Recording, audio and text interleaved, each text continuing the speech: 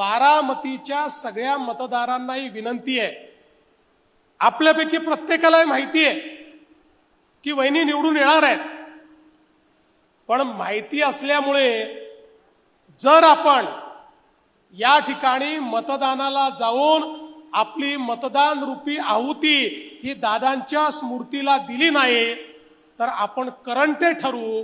आणि म्हणून जसं रणरणत्या उन्हामध्ये आपण सगळे लोक या ठिकाणी या सांगता सभेकरता उपस्थित झालात, हीच अपेक्षा आहे बारामतीतला एक एक व्यक्ती, माता भगिनी, युवा बंधू सगळे या ठिकाणी 23 तारखेला मतदानाला जातील.